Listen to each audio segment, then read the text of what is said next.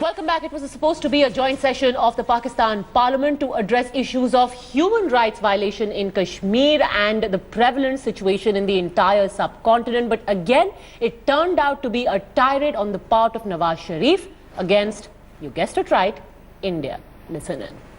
It's huge, despite being told by the international community that it was the biggest faux pas by Nawaz Sharif to have brought up a declared terrorist as a hero, as a young hero. Again, he has brought up the very man. Burhan Wani was hailed once by Nawaz Sharif at the United Nations. He was torn into for that, first by India and then by the Committee of Nations, and now at a joint session of his country's parliament, he has hailed Burhan Wani as a hero whose so-called martyrdom and sacrifice has brought the so-called Kashmir struggle to a decisive point. We've got Maha Siddiqui with us live from Vijay Chowk, speaking to her sources within the External Affairs Ministry. But before I go to her, a quick word first from our executive editor Gaurav Sawant, who's live with us in our studio. Clearly, this is going to be the narrative that Nawaz Sharif hopes is going to save him and his government from the hawks in his own country who are practically baying for his head. Gaurav? Spot on there, Padmaja. If we talk about Nawaz Sharif, he's feeling very hemmed in. The army is against him. Pakistan Tehreek-e-Insaf, Imran Khan is against him. Imran Khan has gone to the extent of saying he doesn't accept Nawaz Sharif as the Prime Minister of Pakistan. Not only that, Iftikhar Chaudhry, former Chief Justice of Pakistan, has filed an application, petition in Pakistan, Lahore High Court, saying that Nawaz Sharif should be removed as Prime Minister for lying on the Panama Papers. So he's completely hemmed in and he's desperately playing the Kashmir card so that he can get out of this situation and ride the storm, and that's easier said than done for him. All right, in fact, Maha, now coming across to you, any word at all yet? I know it's early yet, but this was a scheduled joint session of the Pakistani Parliament where they made clear their agenda was to talk about the Indian atrocities in Kashmir. What does the MEA make of what Nawaz Sharif has said today? But before you answer that, I'm sorry, Maha, I have to quickly get in GVL Narasimha Rao of the BJP. First reaction, GVL Narasimha Rao, to what Nawaz Sharif has said. Clearly, he's not tired yet of hailing Burhan Wani as a hero and a martyr.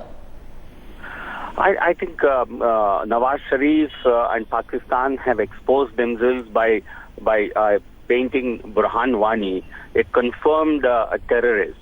A commander of terrorist organization, Hizbul Mujahideen, by taking his name in his UNGA speech. I think Pakistan has announced to the whole world that they are a terrorist state. So I think we need not really get carried away by this. This is self-delusion that Pakistan is indulging in to possibly satisfy his own home constituency, because the world has really got this message from his speech in UNGA that Pak is not only sponsoring terrorists, and it is treating terrorists as the heroes of Pakistan. I think we need not really take too much cognizance of this because Pakistan stands exposed in the world. Exactly, but GVL Narasimha Rao, what do you see the compulsion of Nawaz Sharif to again keep talking about Burhan Wani? And very interestingly, I also want to bring you in on the second thing that he spoke about the Uri attack. He says that the discontent in the neighborhood in this region is because of India's stance, and that Uri attack has been falsely blamed on Pakistan by India, which is shying away from an international inquiry, according to Nawaz Sharif. I think this is there is nothing new about what Nawaz Sharif is saying. This could possibly, you should speak to Arvind Kejriwal or Congress leadership, because they might want to really give a lot of lot of importance to what Nawaz Sharif says. They said the same thing about 26/11. They said the same thing about Pathankot.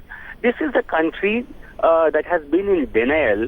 This is a country where terrorists have the state protection. Not only state protection, they actually command influence over the command structure in Pakistan. So I think Pakistan has no credibility. We need not lose our sleep over it. But I won't be surprised that if you get a Facebook post from Kejriwal wanting India to clarify on Burhan Wani, because there are a lot of our politicians who are becoming a convenient prey for Nawaz Sharif and Pakistan. Well, in As fact, long his as minister you have Kapil Mishra people like did ask this- Mehbooba Mufti to confirm whether she thinks he is a terrorist or not. Jivel Narasimha Rao, what do you finally have to say to the likes of Nawaz Sharif? Do you think right now for him it's a desperate struggle to somehow save his own government? And this is more an address to his constituents. Let me stay. I will be hawkish towards India, perhaps more hawkish than the current army chief. You see, Pakistan, for the first time in its 7-decade history, Pakistan is feeling completely marginalized and isolated. It is completely friendless in the world. It has no credibility. Its voice its statements are not seen, not heard sincerely, seriously by anybody in the world. And you have country after country defending our strikes across the LOC, surgical strikes. You have Germany making that today, stating that today, Russia a day before. So I think Pakistan finds ultimately that it has been boxed into a corner where it has a terrorism written all over its face. Now I think they possibly feel that they don't have any future even as a country, and Nawaz Sharif, Rahil Sharif, all of them could possibly feeling threatened by their own future. I think at a time like this we need not really give any importance to the nonsensical statements they make about Kashmir, about India, or about Pakistan. Well, no one in the international community is giving them any importance. Will his statements get any importance in his own country from other political parties? We'll watch that. For now, thank you very much, Jivel Narasimha Rao, for speaking to us. Major General Satbir Singh is also with us on the phone line now. General Satbir Singh, what do you make of what Nawaz Sharif just said? You see, this is not new. Pakistan is governed by the 3 M's, Mullah, Maliks, and the military. When one of them gets a bloody nose and then the other two starts talking. You know, here the military has got a knuckle on the face because they supported the terrorists and terrorists have been given back.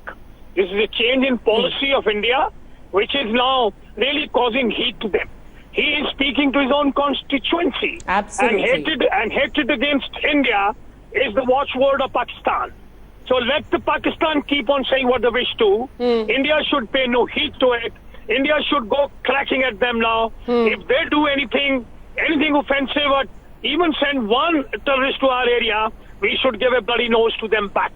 Well, should anyone at all pay heed to them? That, I think, is the bigger question now facing Nawaz Sharif. Thank you very much, General Satbir Singh, for speaking to us. Have to head into a very quick break. But on the other side, we'll play out for you again what Nawaz Sharif said, his desperate lament, his rant, call it what you will, inside his country's parliament during a joint session. It hardly comes as any surprise, but yet again the Kashmir issue was brought up by Nawaz Sharif, the beleaguered Prime Minister of Pakistan, as he addressed a joint session of the Pakistan parliament. He said it's India's reluctance because of which the Kashmir issue is not being solved, and without that the problems of the region also is not going to be addressed. In fact, we've got with us Colonel Anil Kaul, a defense analyst. So what do you make of what Nawaz Sharif said? And more interestingly, it's Burhan Wani who he chose to begin his speech with, and also spoke about how Kashmir has been brought to this decisive point by the so-called martyrdom of this Hizbul commander. I'm certain that the contents of the speech are exactly the same what he spoke at the General Assembly, and that was for the General Assembly where there was hardly anybody to listen to him. Here probably he had a captive audience of all the legislators, so he just repeated the whole thing what he spoke in General Assembly, which frankly has no meaning whatsoever. And India has already condemned the fact that Burhan Wani is being considered as a martyr and as a leader instead of declaring as a plain terrorist, which he was. In fact, besides that, this question of Kashmir has gone on long enough. You please join the dots. This comes close to a visit by the chief of their army, Mr. Rahil Sharif. Exactly. I deliberately call him Mr. Rahil Sharif to one corps headquarters, which controls the entire operation in the POK. Now that is a significant move, and during that visit, the other corps commanders of the nearby corps were also present. Now, if they are going to up the ante, well, obviously we should be prepared, and I think we already prepared by what we did in in Baramulla and in what has happened yesterday in Nowshera. So I don't think we should be overtly concerned, except that this nonsense which took place today, which I think was a bit of a blot on our quality regarding the proof of the surgical strike. In fact, Colonel Call, if anyone should be concerned at this point, it should be Mr. Nawaz Sharif himself, and that sort of reflected, Lieutenant General Qadian, wouldn't you agree, in what he said inside his parliament? Because just a few hours after his main opposition party, the PTI, said, "You're not even a legitimate Prime Minister, you do not know how to respond to India. I am going to teach you how to respond to India," declared Imran Khan. Here you have Mr. Nawaz Sharif desperately trying to reassure his parliament that he is capable of supposedly responding to India. Nawaz Sharif has been singing the same song that Pakistan has been singing since 1948. He did the same in the United Nations. He just read out a speech written by possibly the other Sharif, Rahil Sharif. He has been totally weakened in Pakistan. He is only in power. He is no longer in control. Imran Khan undoubtedly enjoys the support of the Pakistani army. He was used first time when Nawaz Sharif came into power electorally. That protest on the constitutional avenue, which was led by Imran Khan and Qadir, they were no doubt were sponsored by the army. That's why they continued for a number of weeks without being lifted from there, which is their main constitutional avenue in Pakistan. So what Nawaz Sharif says, he is just a mouthpiece. Now he is further strangulated with the disclosure of the Panama Papers. Absolutely. So he is totally compromised. What he says has no meaning. Absolutely, but also, even though he might be compromised, General Qadian, and I want to bring in the BJP's Nalin Kohli, he is very good at detective work, because he's also told his parliamentarians, Nalin Kohli, that the Uri incident, and I quote him here, took place exactly when I was about to address the UNGA. The timing seems notorious, according to the Pakistan Prime Minister. So he's actually detected an Indian conspiracy behind the death of 19 of its own soldiers. Maybe that is the model that Pakistan follows, of killing their own soldiers to prove a point. So maybe that is why he is driven by those compulsions of enumerating examples that happen within his country. As far as the speech is concerned, it is clear that it is bereft of any truth or facts and is completely divorced from reality. So as the Prime Minister, if he wants to pursue that, he is entitled to. Pakistan already is an isolated state in the global arena with regard to its stand on terror, its duplicity on terror, in terms of being a perpetrator of terror. And as far as India is concerned, under Prime Minister Modi, there is clarity that we are going to deal with Pakistan comprehensively. We are willing for a comprehensive relationship, which is what the Prime Minister clearly indicated from the day of his oath down the line. But India is not going to now look the other way if duplicity is imposed on us. We are not going to compromise as a nation our security of our citizens, our armed forces, of our country. So if Mr. Nawaz Sharif wants to continue on this line, which is an old rag without any music to it, he's entitled to. Well, and no one is really buying into this narrative of his will, his own parliamentarians, his own colleagues in parliament buy any of that. We'll watch over the next few days. For now, Nalin Kohli, General Qadian and Colonel Anil Kaul, thank you very much for joining us. Heading into another quick break on the other side. Stay tuned to watch that entire speech of Nawaz Sharif, desperately trying to convince his country that he is the one, his country is the one trying to secure peace in the entire region. It's almost becoming a habit with Pakistan. They have repeatedly been snubbed by countries across the world, especially on the issue of Kashmir. Yet they keep bringing it up. This time a fresh attempt was made by the Pakistan Prime Minister inside his country's parliament during a joint session. The familiar themes were all heard. How Kashmir has the right to self-determination, how the Kashmir problem needs to be solved, that it's a problem which also involves Pakistan as a stakeholder. But most importantly, the latest hero that Pakistan and Mr. Nawaz Sharif have discovered is Burhan Wani, the Hizbul terrorist who was killed by our security forces, first hailed by Nawaz Sharif as a hero at the UNGA and now inside his parliament. Gaurav, in fact, even as we speak, it is the main opposition leader who is speaking inside their parliament. Khurshid Shah, in fact, hailed Nawaz Sharif's address at the UNGA, but also said that the issue of Kulbhushan Jadhav, the man who has been dubbed as an Indian spy, a spy of the RNAW by Pakistan, he's been kept in illegal detention. That should have also been mentioned by Nawaz Sharif at the UNGA. Maha Siddiqui, my colleague who in fact tracks all the developments at the External Affairs Ministry, she is now joining us on the phone line. Gaurav Sawant, executive editor, is also with us. But Maha, I first want to ask you, is the MEA or the Indian government going to give a formulated reply to what Mr. Nawaz Sharif has said inside his parliament, or they're just going to ignore it the way it should be? Well, Padmaja, you know, India has on and off said that the issue of Kashmir is an issue that India has to deal with, because Kashmir is an integral part of India. And this is the statement that has been coming ever since July, when we have seen of Burhan Wani, that this is an internal matter of India, that India will sort it out itself, that there is no need for an intervention or interference from another country. In fact, India has very categorically mentioned, even at the level of the United Nations, that the fact that Pakistan constantly talks about Kashmir and this issue goes to show that it covets another territory, which is Kashmir. So clearly that has been the stand of India, and that is going to be the stand of India, because we have seen Nawaz Sharif start a statement in the joint session of Parliament by talking about Burhan Wani. And in fact, he has alleged that it is India that has not come to the discussion or dialogue table. To which again India has first responded, saying that India has never placed any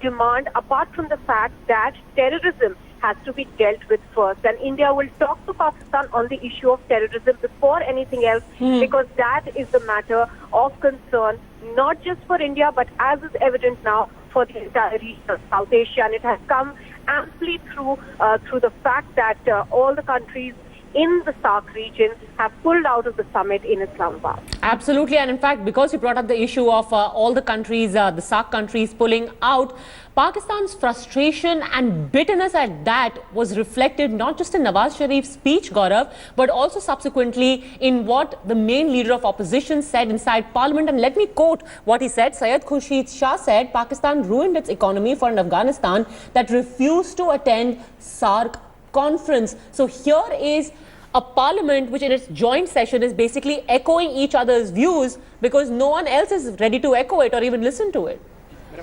But even in Pakistan, not everyone is on the same page. Imran Khan, chief of Tehreek-e-Pakistan Insaf, he stayed away. Pakistan Tehreek-e-Insaf PTI, he stayed away from this. He's gone to the extent of saying, Nawaz Sharif is not my Prime Minister. Nawaz Sharif does not have the moral authority to be Prime Minister of Pakistan. And former Chief Justice of Pakistan, Iftikhar Chaudhry, has filed a public interest litigation in Lahore High Court, saying because Nawaz Sharif's family is named in the Panama Papers, he's lost moral authority because he did not declare all his assets in his papers to be Prime Minister of Pakistan. Raheel Sharif is already gunning for Nawaz Sharif. So here's a Prime Minister who's hemmed in from all sides, domestically, isolated internationally, because this was the biggest push for Kashmir made by Pakistan. Pakistanis ranted at every stage, from UN to 22 so-called ambassadors going across the world and talking about this designated global terrorist organization called Hizbul Mujahideen and their AK-47 wielding terrorist Burhan Wani. Not one person heard them. In fact, the UN Security Council, as you well know, Padmaja, the UN Security Council did not even discuss Kashmir. Its president, the Russians, they've said it wasn't even discussed. And when I spoke to Syed Akbaruddin, India's permanent representative to the UN, he told me that Pakistan's efforts found no resonance anywhere in the world. So that is how isolated a state sponsor of terror is today. Sushant Sareen is also with us on the phone line. Sushant Sareen, Nawaz Sharif also said, among other things, that Pakistan wants, and in fact, you could take that question, Maha. He said that Pakistan wants peace in the region, but not at the cost of its self-respect and dignity. Gaurav, striking a stance like this, has Nawaz Sharif managed somewhat to salvage his reputation, his very existence, which right now is under threat?